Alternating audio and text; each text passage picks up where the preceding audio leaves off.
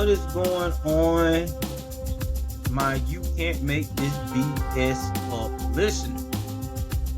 Today we are going to be digging into a dark history where we're discussing about organized crime. Now, me being the host of this episode, have to warn you right here and right now, due to the graphic nature of this episode, listener discretion is advised.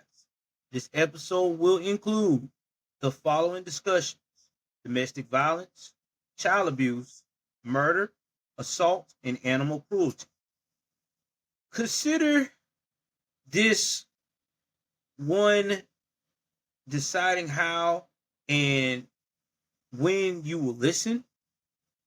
And to get help on that domestic violence, please visit spotify.com/resources. With that being said, you all have been warned, and let's begin this episode of the Iceman, Richard Kuklinski. Let's go, folks. Let's go. What is going on, everybody? Welcome to again another edition of You Can't Make This BS Up. And I hope that everybody had a good holiday in 2025 so far. I know I have. Sorry for the delay in putting out product.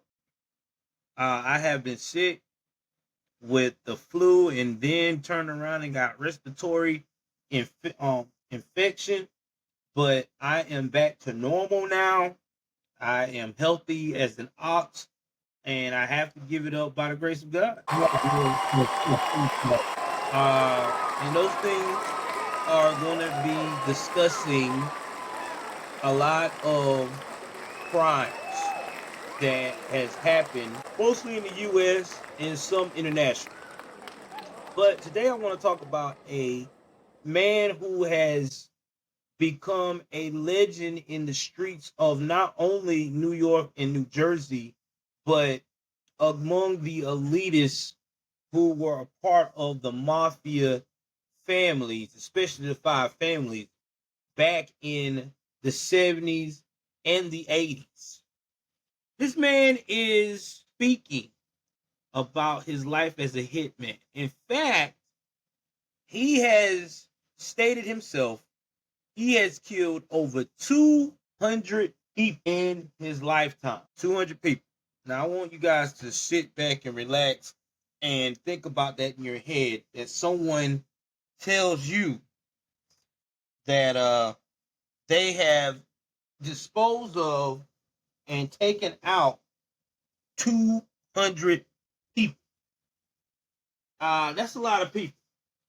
And he has been doing this since 1949. Now, as we dive down into about this guy, his life is very peculiar. Very, very peculiar.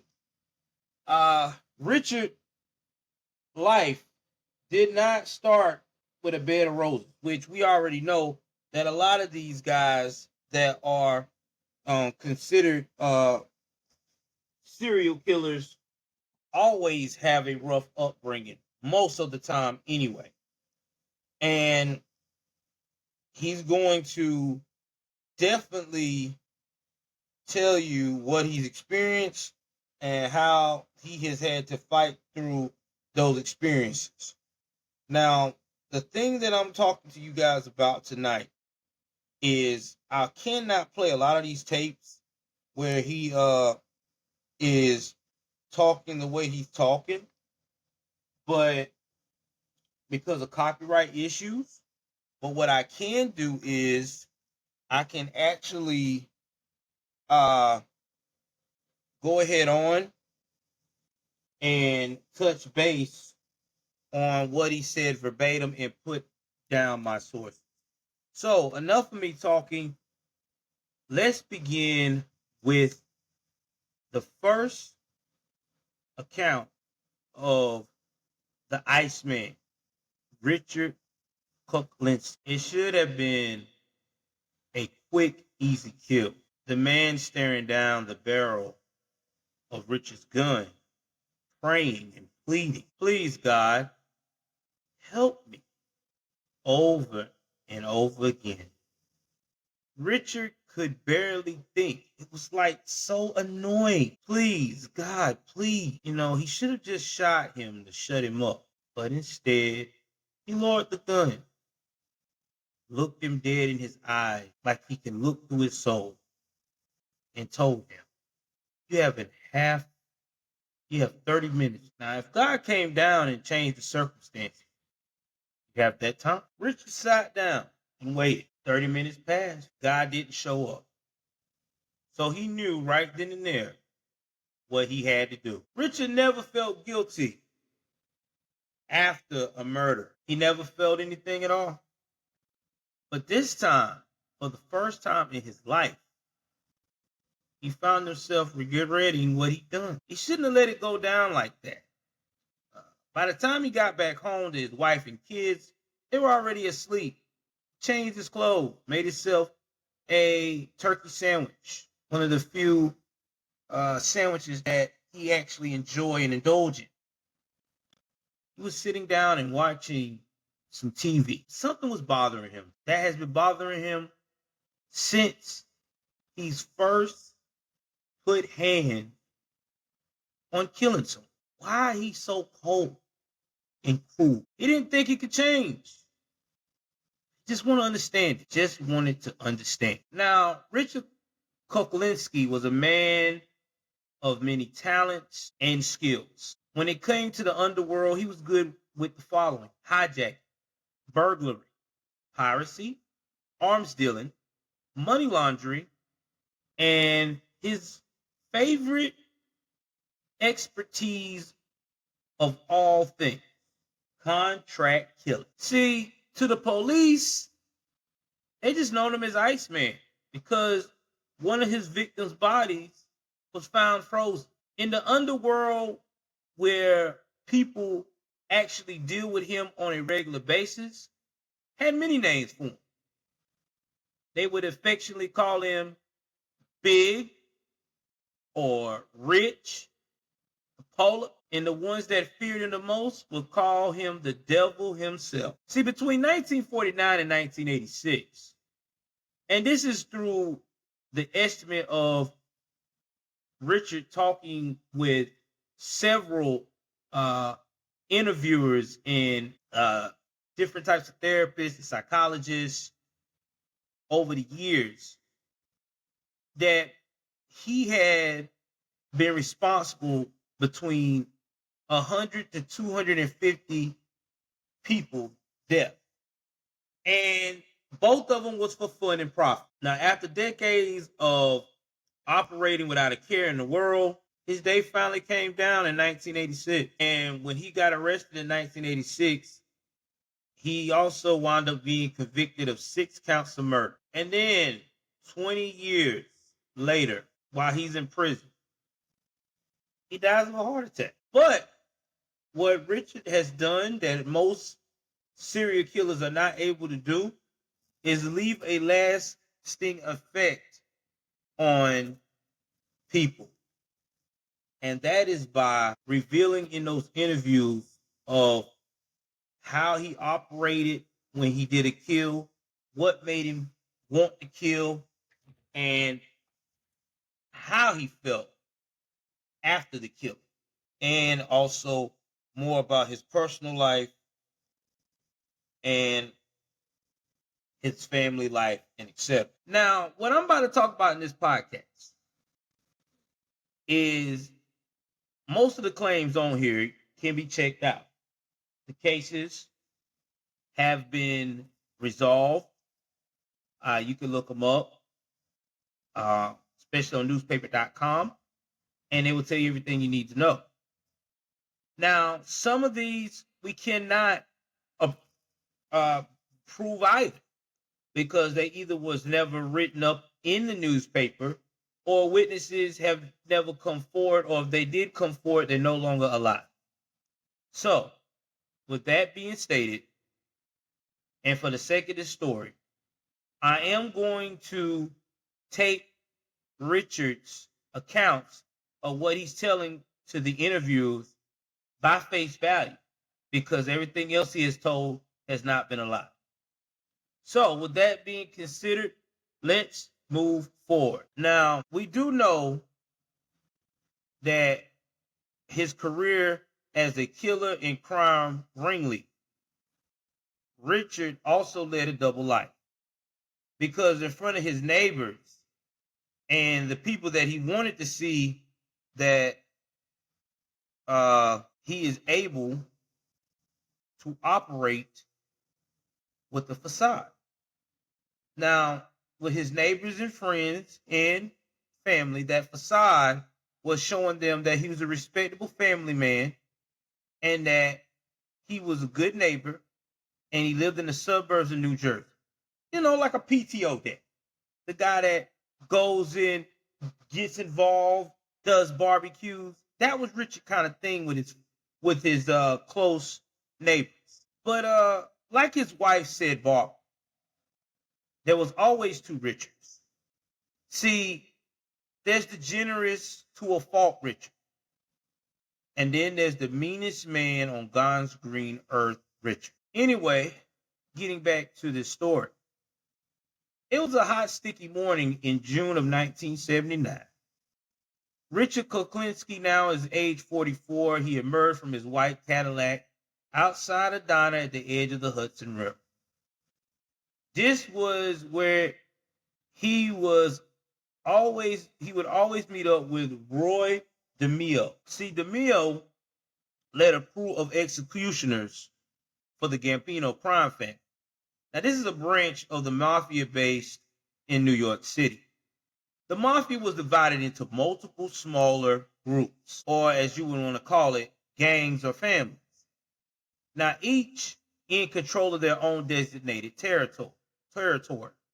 Now, the Gambino family was at the time one of the most powerful crime syndicates in the nation. And see, Richard, being a contract killer, had the privilege of working for various mafia families. And he did this for decades. But since he was Polish and not Italian, he would never have the chance to be a made man to be able to join the organization. He will be always considered an associate or an affiliate. But Richard liked it that way. He didn't really care for wise guys. And so the farther he felt he was away from them, the less problems he would have whenever he needed to get work to commit these contract killings. Now, I know you're probably sitting here and thinking a man named Richard Kuklinski, who's doing all of these contract killings, gotta be just 6 feet even or 5'11" type of guy, and normal height, and people just don't realize that he's in the room. But that is not the case. Based upon how Richard walked, which he always walked on the balls of his feet, he could be between 6'5" and 6'6", and he weighed nearly 300 pounds. Now, the 300 pounds that Richard weighed was not no 300 pounds as he's slow and he just looked sloppy. No, this is a 300 pounds that you could tell was solid muscle, like homegrown, like the dad bod that a lot of women these days and we as men like to promote. But not getting off subject, because we're not talking about dad bods.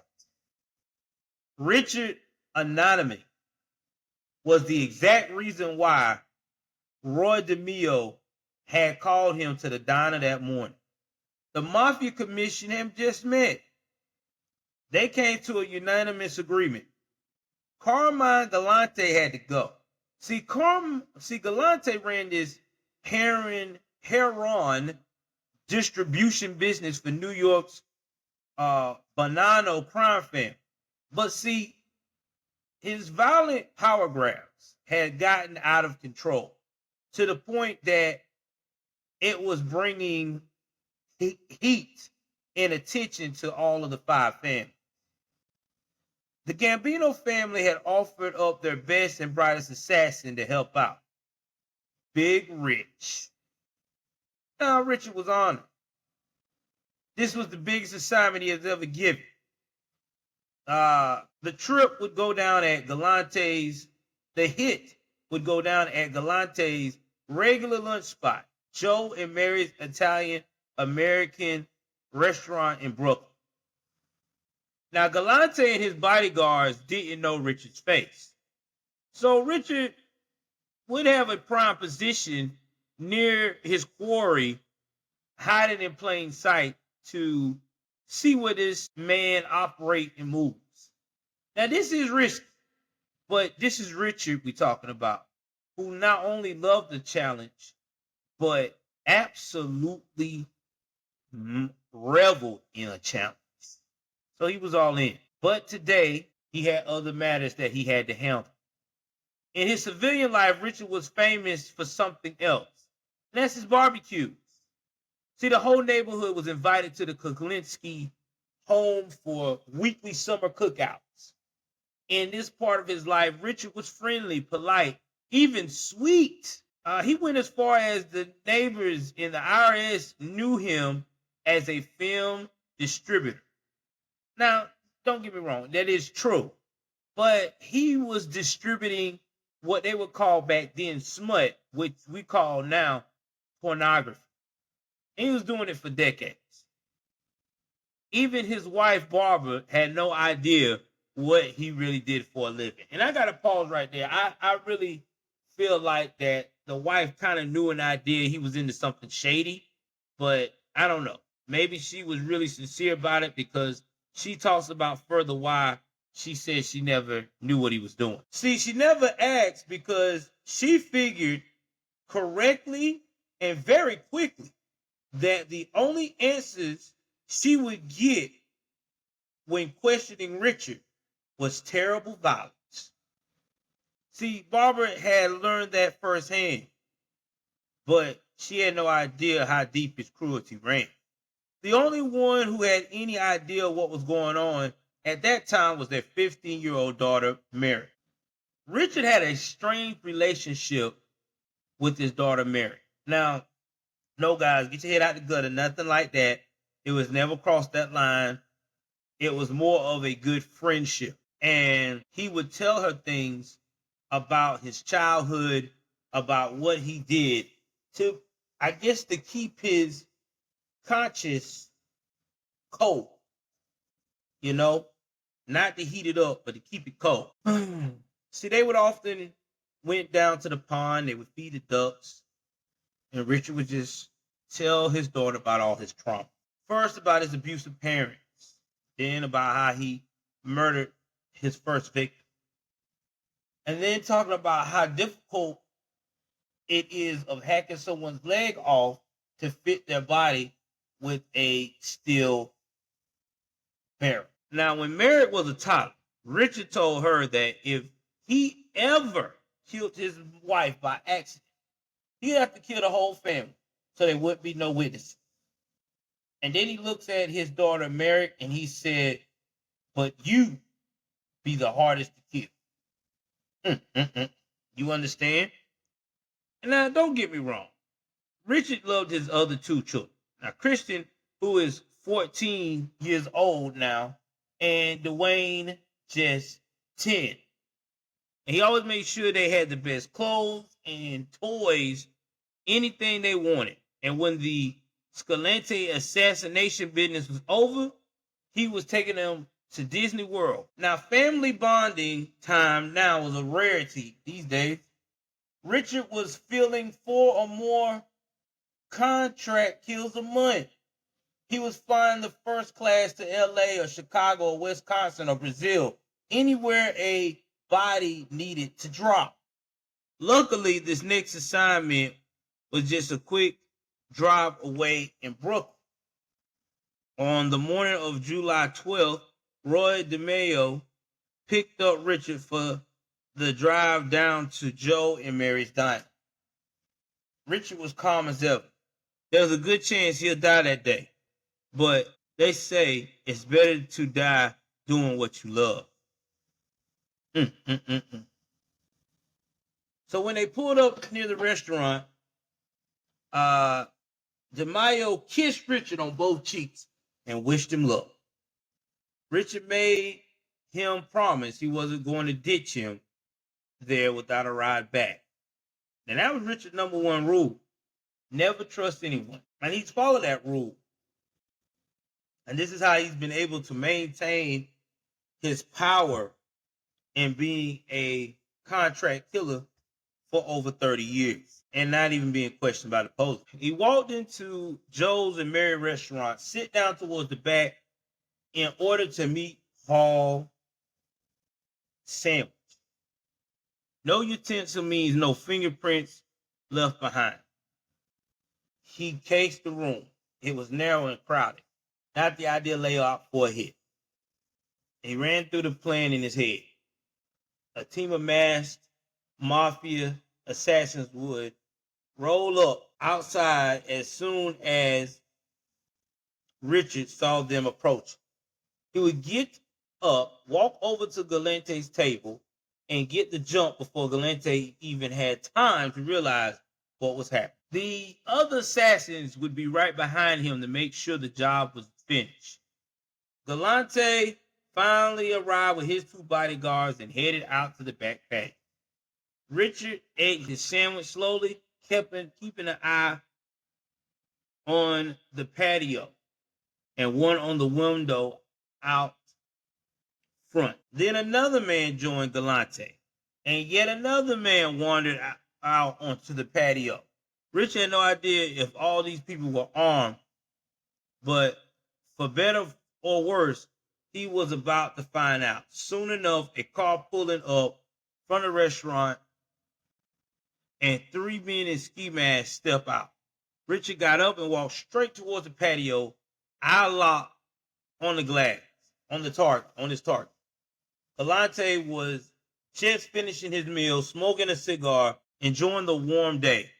He barely noticed the stranger approaching until he saw the masked assassin come in the light behind him. Before he had time to put it together, Richard unloaded on him with two pistols at once.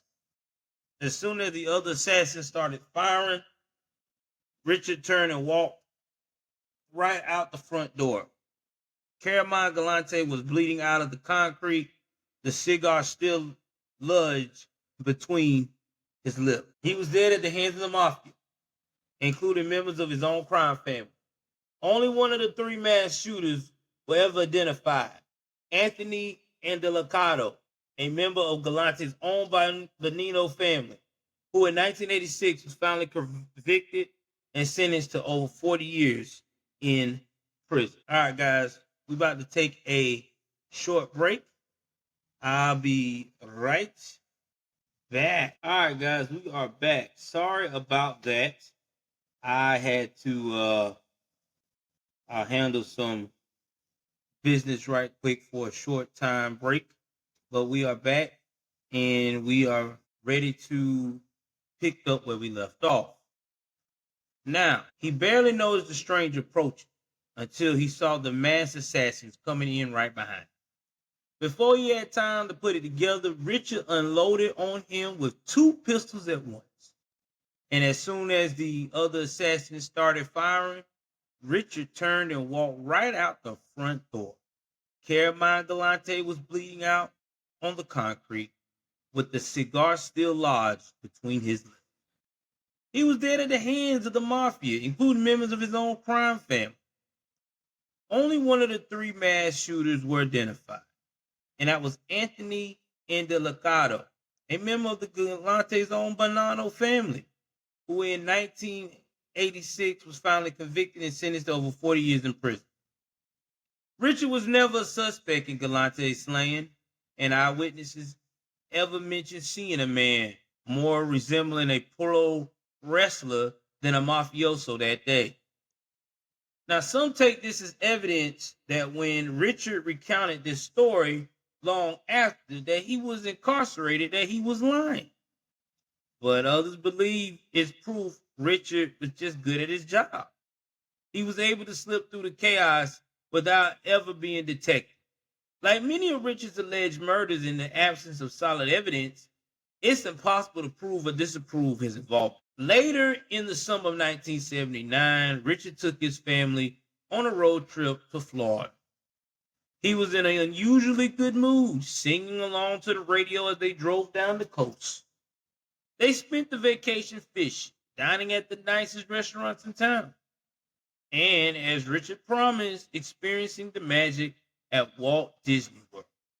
It was everything Richard had ever wanted: a peaceful life, a beautiful family, and enough money to give them anything they asked for. The fact that he has killed, at by this point, up to 100 people to get there was insane. Violence was all he has ever known. And it all started in his childhood. And it seemed like that he was destined to be this way. Yeah, of course. You could call him a monster. But how monsters are made? Monsters are usually made by being born into a literal hell of a situation.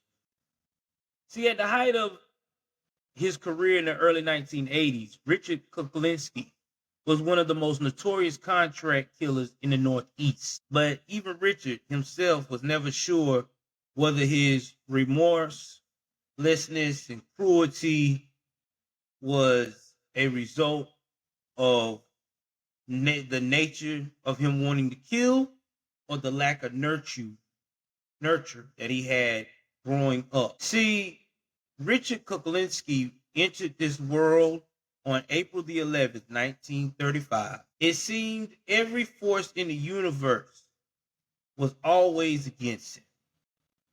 He was born to the parents of Stanley and Anna Kuklinski. They lived in poverty in Jersey City. His father, Stanley, worked at the railroad, but he spent most of his money on alcohol. He would routinely beat and rape his wife. Anna was a devout Catholic, and she was never going to divorce Stanley, no matter how abusive he was. She really believed in death do us part. But Stanley just didn't beat his wife mercilessly. No, no, no, no, no. Stanley would also beat Richard and his older brother, Florian, from the time they were infants. Richard has stated so many times in interviews over the years before he passed that he was so terrified of his father that even looking at him, he has occasionally wet his pants. See, Stanley would beat this boy as a punishment for wetting himself. And he had nowhere for no peace, because, see, while Stanley was torturing him, his mother wasn't no better. Even though she would face the wall and pray for God to protect them, and lighting candles and praying with the rosemary, pleading for mercy of her children, she was as abusive too, and we will get to that. So when Florian was 7, which is Robert's older brother by 2 years, and at the time Robert now is 5, Stanley struck him in the head one too many times and killed Florian. Stanley and Anna told everyone that the boy had fallen down the stairs, and no one questioned. I mean, we're talking about, this is in the early 1940s. Who's going to question that? Again, Richard, being 5 years old, didn't understand what happened to his brother. All he knew was that now he was receiving twice as many beatings that were not normal. When Richard turned 5, he went to Catholic school at Anna's behest. You would think, him being at Catholic school and it being a church, that maybe his life would get easy. But no, it did not. Because Richard, again, had disabilities that would make it hard for him to excel at school during this phase of the American dream in the 1940s and 50s. he had a severe dyslexia problem, and his reading difficulties earned him regular beatings, the time from schools, nuns, and priests. Now, a lot of people want to know, what is dyslexia? Dyslexia is not having the ability to recognize certain words or put them into sentences, or you feel like a lot of letters that you see look similar to other letters, and you just have a hard time trying to grasp the English language because of it. There is a cure now for that due to special tutoring and training. There's a lot of people that have dyslexia and are moving forward in their life. Now, because he had this problem, being at this Catholic school, he was now getting beatings from the school's nurse, nuns, and the priests. So, with all this, Richard was never a big fan of religion. And he was sit alone in this empty church, staring at the crucifix, wondering why the world was so cruel. He didn't understand why a merciful God would allow so much violence. As Richard reached middle school, he grew into a shy, lanky boy and an easy target for bullets. He was teased for his tattered clothes, his Polish heritage, and he had protruding ears, large ears. And he had no friends to speak of. But he had another hobby that nobody too much knew about, and that was killing and torturing stray animals. See, he once tossed a cat that was alive into the building incinerator, and he just watched it die. Richard reportedly didn't derive any pleasure or excitement from torturing animals. He said it was just a curiosity point in his life. He knew he was supposed to feel bad or feel something, but just killing a live creature didn't make him feel anything at all. He killed every stray animal in the neighborhood in increasingly cruel ways, thinking maybe eventually he'll understand what was wrong with him. But that never happened. At some point in Richard's childhood, his father decided to leave the family and take up with another woman. And Anna barely made enough at her minimal jobs to pay the rent. And Richard, he just started selling food from delivery trucks to feed himself and his two younger siblings, Joe and Roberta. And please keep in mind about his younger siblings, Joe. Keep that in your mind, because I got a story about him as well, too, later on. So by the time he was 12 or 13 now, he's now robbing train box carts. He's stealing cars. And then sometimes he got true crime magazine that he's reading. Richard was fascinated by the criminal underworld that existed right before the surface of his New Jersey community. Organized crime was rampant in his area at the time. He began to see it as a way for people like him, the outsiders and cast off, to find power and glory and bring their own form of justice into an unjust world. As Richard reached his teenage years, the bullying he faced became increasingly violent. So in January 1949, Richard now is the age of 13, and he has had a problem with one of these kids in the neighborhood. And this kid is known as Lane, Charlie Lane. And Charlie Lane had beat him so badly that Richard couldn't get out of bed for a week. Like they just told the doctor, like, yo, you gotta be bedridden, bro. But see, Richard's mother wanted to press charges. But Richard had read enough true crime to learn the cardinal rule. You don't never talk to cops.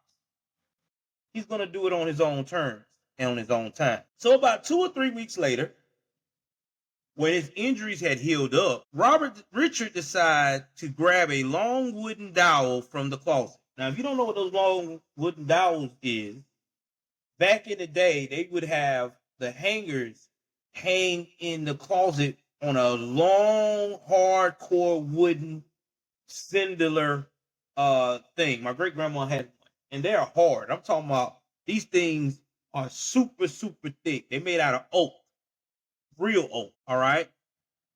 And then he waited behind Charlie's building the next door to get his revenge.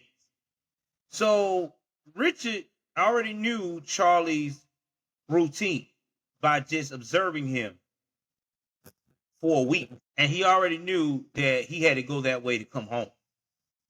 So when Richard heard Charlie walking without a care in the world, he stepped out from behind the building and stared him down silent and still. He raised his wooden pole and he struck Charlie over the head again and again and again, over and over and over, taking out all his aggression that he had built up in his young life. When he stopped, Charlie was not moving. He felt for a pulse. Charlie Lane was dead. Richard had wanted to make Charlie suffer, but he didn't plan on killing him. But after the initial shock passed, Richard looked down at the boy's lifeless body and he felt satisfaction. And for better or for worse, he knew that Charlie would never hit him again. As Richard later said in plenty of interviews, it was then that I learned it was better to give than to receive. Richard was never a suspect in the boy's murder. There were no witnesses, and the shy, lanky kid from the building next door was hardly the prime suspect.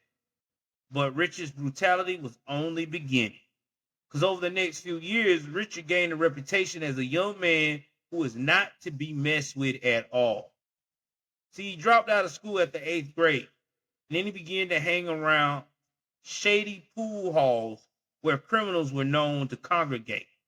He carried a hunting knife at all times, quick to draw it if anyone got in his face or ranged it on a bet or reneged on a bet.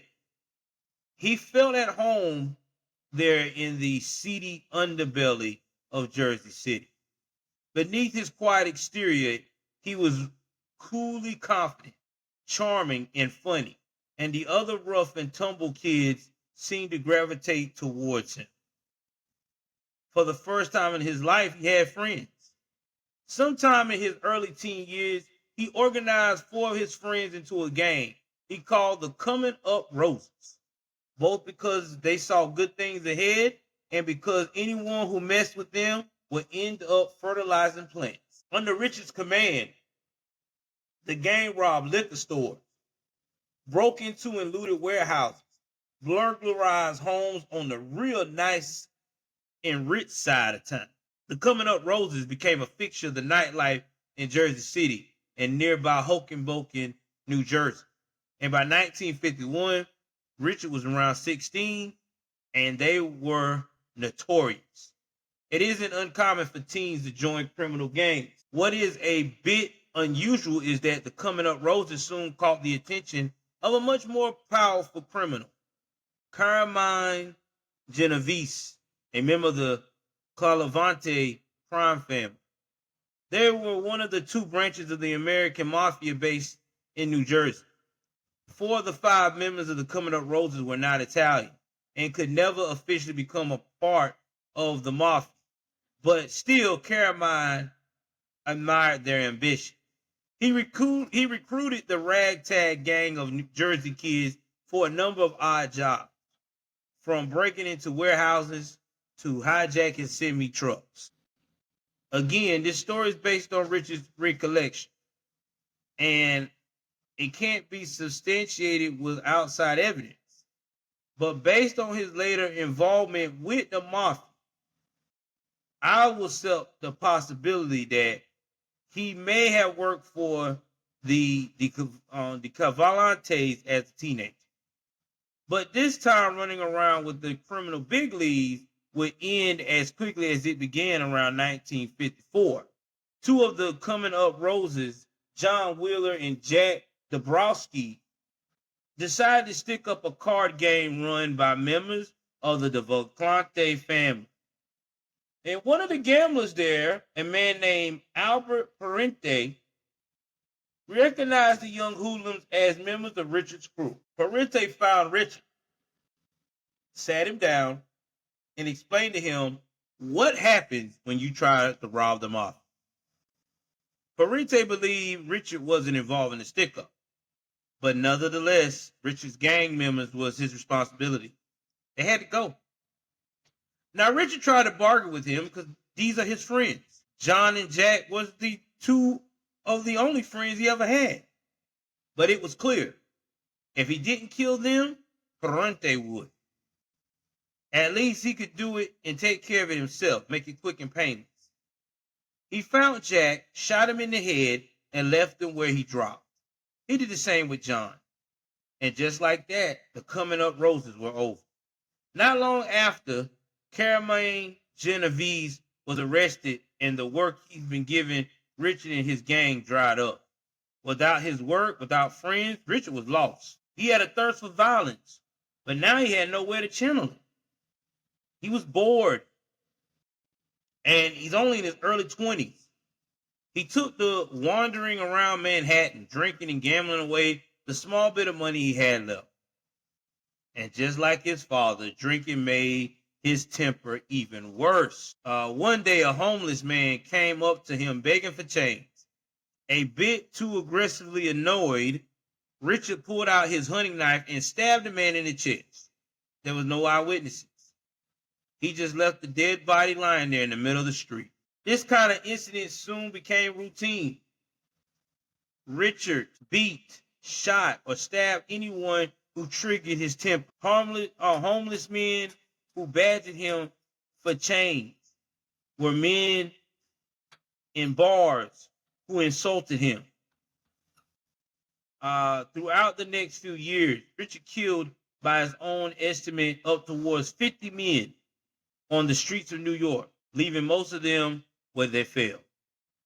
Now, it's impossible to verify again all of these things because not only was there a wave of homicides never tied to Richard, but he was never even investigated. And in the 1950s, there was little communication between different police precincts because Richard killed in so many different parts of the city, and because the cause of death varied so wildly, the police never put it together. All these homicides could have been committed by the same men. And because most of the victims were homeless, the police had little incentive to investigate. The best theory the NYPD bothered to put together was the homeless population was going mad and attacking each other. Eventually, Richard money ran out, and he knew it was time to get a real job. So in 1961, 26, he took a job at a trucking company, loading shipments and keeping close eyes out for any trucks worth hijacking. And it was there that he met a woman who would spend the rest of his unincarcerated life with, the company's 18-year-old accountant, Barbara Pedrici. I might have messed this name up. That's something I could see. Now, Richard was smitten. She was everything he was. Sophisticated, self-assured, and innocent. He courted her like a true romantic. Picking her up from work, giving her flowers, taking her out to nice restaurants, joining her family for dinner. But Barbara wasn't into Richard. Despite this, he was a perfect gentleman, and he was relentless. He kept showing up unannounced, and she didn't have the heart to tell him to leave. But after a few months, Barbara finally worked up the nerve to tell Richard how she really felt. He was driving her home from work. She calmly told him that she just needed space, that they might even think about seeing other people. And while she was talking, she didn't notice Richard pulling out the hunting knife that he kept strapped to his calf. He reached behind her and stabbed her in the back, right below the shoulder. And he told her, "You're mine. Understand? You aren't seeing anyone else." Barbara screamed at him, threatened to tell her family what he did. But Richard just said the following: "How about this? How about I kill your whole family? Your mother and your cousins. and your Uncle Amal. She kept screaming until Richard calmly reached out with one hand, grabbed her neck, and choked her until she passed out. When she came to, Richard was cool as ever, as if nothing had happened. She finally understood who she was dealing with. Without another word about the bleeding wound in her back, he dropped her off at home, kissed her goodbye, and told her that if she ever again suggested that they see other people, he would, quote, kill anyone who meant anything to you. And Barbara took him at his word. A few months later, Richard and Barbara were married. Richard was 27, and he was ready to make a go at being a family man. He told himself it was time for a fresh start. No more crime, no more murder, no more drinking and gambling. He got a real job at a film processing lab, printing copies of movies for distribution. It was low pay, but it was legitimate work. 2 years later, he and Barbara welcomed their first baby girl, Mary, into the world. She was born with a serious kidney condition, and she spent most of her first few years in the hospital. Richard was working overtime to make ends meet, but as the hospital bills piled, became clear that the salary wouldn't be enough to keep them afloat. There was only one solution. Richard started pirating copies of the film's lab's movies, mostly cartoons, because he loved cartoons.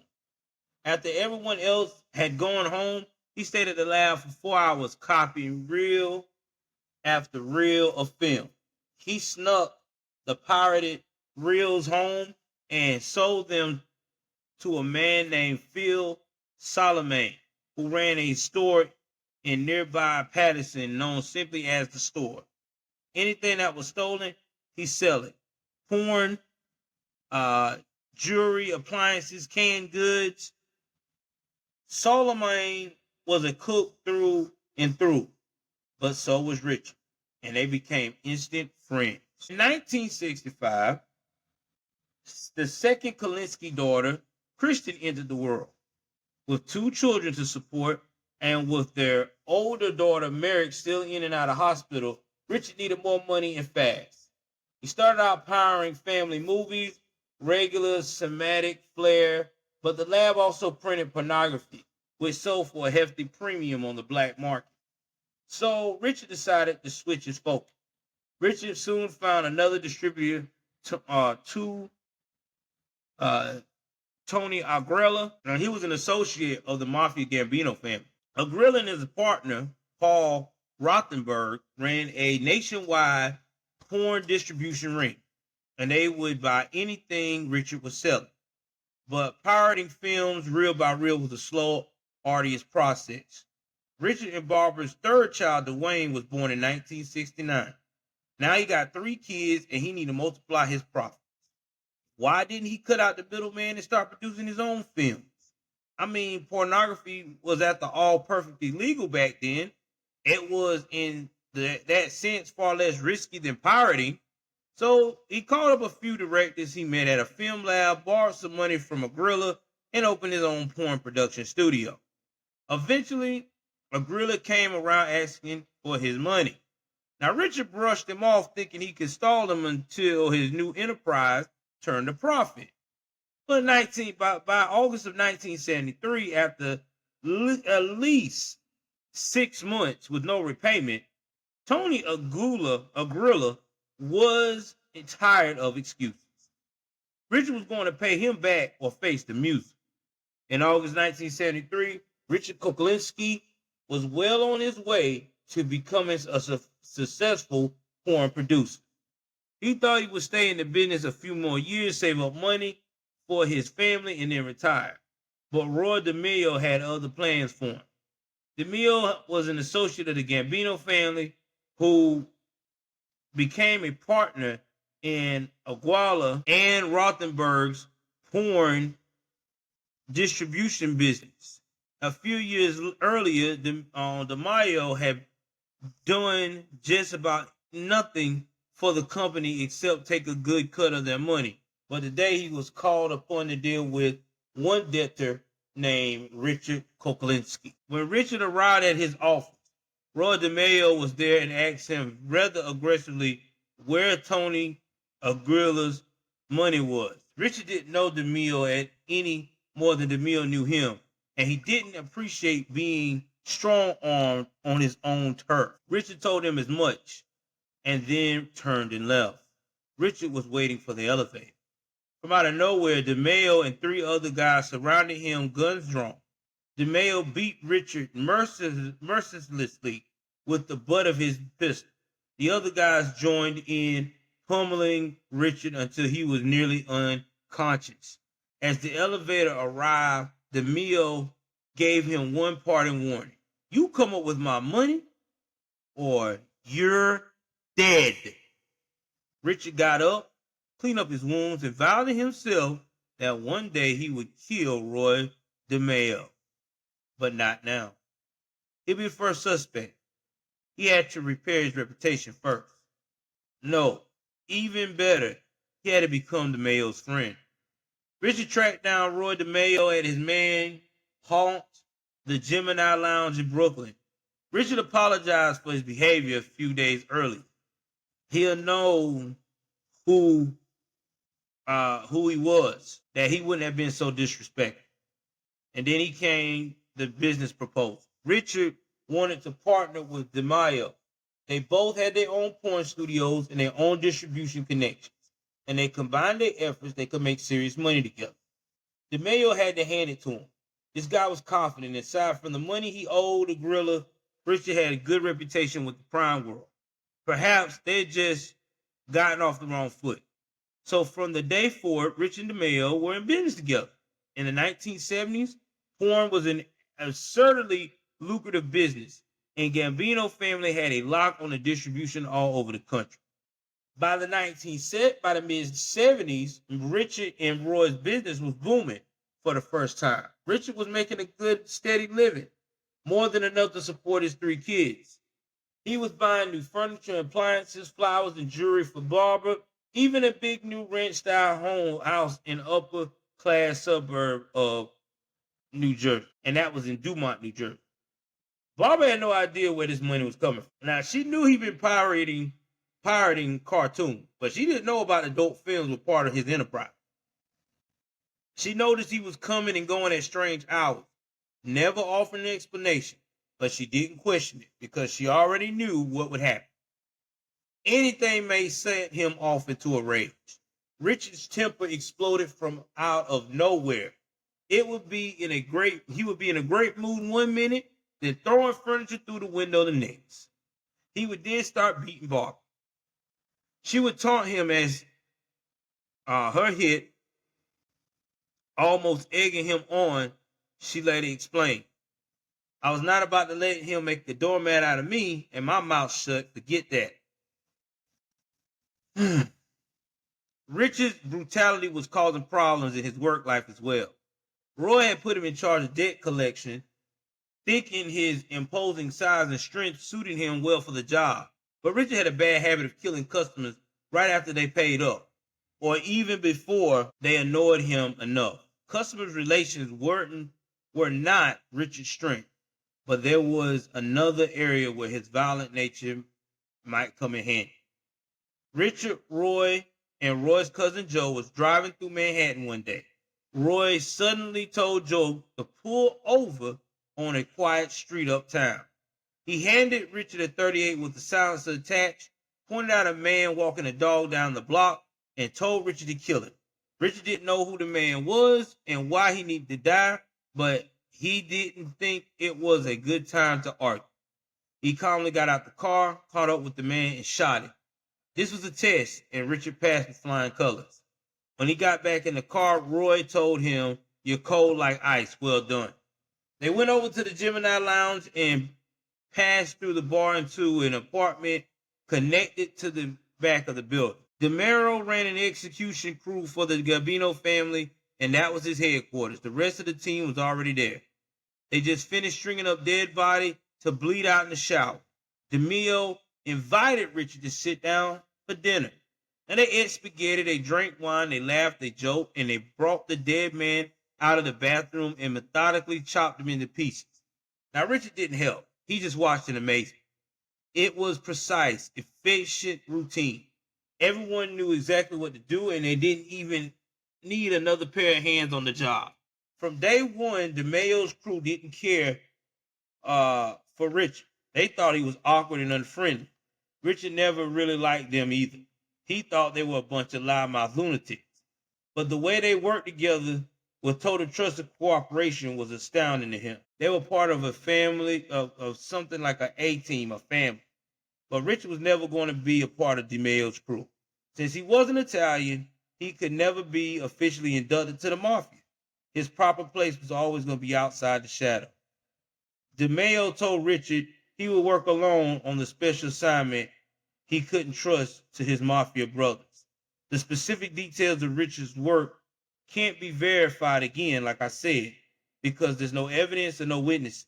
But as Richard tells it, he got a call anytime DeMayo needed a body to drop off. Most of them were routine orders. Stake out of the Mark's house, whack him when he leaves for work, and dump the body in the Hudson River. Nothing too complicated. Sometimes client would pay double if the Marks suffered.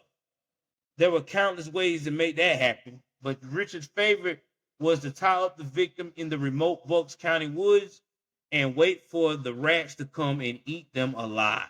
He'll set up a camera and a tripod to record proof that the job had been done and came back a few days later to dispose the bones. But sometimes an argument called for more than one covert method. He started looking into poisons when his friend Phil Somali, owner of the store, helped him procure some of these poisons. Now, Phil introduced him to Paul Huffman, a pharmacist from the Union City, who brought and sold all sorts of drugs and chemicals. Richard started out with a little glass vial of cyanide, which is both lethal and difficult to detect. Unless a medical examiner was specifically looking for traces of poison. The victim had just dropped dead from a sudden heart attack. Richard got a chance to test his method when he was hired to kill a Bonanno family lieutenant named Tony Scavelli. Scavelli had spent 10 days dodging Richard, and the whole job was turning into a headache. Finally, one Saturday night, he tracked Scavelli and his girlfriend to a crowded nightclub where it would be easy to sneak by and poison him undetected. And that it would be easy for the average person. But Richard was going to stand out no matter what. There was only one thing to do: go big or go home. He went to a nearby costume shop, brought a bright yellow vest, a tall red hat, and platform shoes that made him even taller than he already was. He would still draw attention, but at least no one would beg him as a hardened criminal. And not to mention, too, he would draw attention to at least one that would peg him a hardened killer. The club was packed with rich and coked up parties. Richard danced his way over to Scavelli, who was with his girlfriend at the edge of the dance floor. The ridiculous outfit worked. Even Scavelli didn't notice Richard as he shimmed past, struck him with the lethal ingestion of cyanide, and made his way to the exit. Tony Scavelli's death was officially recorded as a heart attack. Within a couple of years, Richard had developed a reputation as one of the best in the field. He never failed to complete a contract, and he was never questioned by the police. Man, that's crazy. His non-Italian heritage actually became an asset since he wasn't formally tied to anyone. Family of the Mafia, he could have freelance work for all of them, and contract killing paid well. Richard was earning $20,000 to $40,000 per hit, which is in today's money over $120,000 to $130,000. Richard lavished gifts upon Barbara and the kids' expensive new clothes and jewelry, luxury furniture, and new white Cadillac for himself. Barbara told herself Richard's film distribution business might be doing extremely well. She didn't quite believe that, but she didn't really want to know the truth either. At the same time, Richard worked to ensure his criminal associate didn't know anything about his family. They didn't know his full name or where he lived. They certainly would never see his family. The careful secrecy was how he stayed out of the police radar for years. The only person who would ever both see Richard killed and meet his family was Phil Solomon, owner of the store. They had become genuine friends. Phil and his wife even came over to Kuklinski's home for drinks. It was a real relationship. Richard had, since he murdered Jack and John 2 decades earlier, and then in the late 70s, Richard would find another friend in a most unexpected place. All right, guys. So this right here is part one of the Richard Kuklinski story. We're gonna talk about where we left off about Richard still working with these crime families, talking about how he would just maneuver through the city, just getting women. So it's crazy. I mean, he was just cold, man. Not only just getting women, but just taking out anybody. He was real cold. So we're gonna do part two with the Iceman. Also, check out the Patreon. We got more content coming that way. Lost episodes. So y'all can definitely check that out. Also, do me a huge favor and write a review on this. Okay, guys, I really need a review. Oh my God, I need a review. It helps us grow the channel. So please write a review. Write a review. It don't take but a few moments. And please share us on all social media platforms. This is your host, Joel Davis.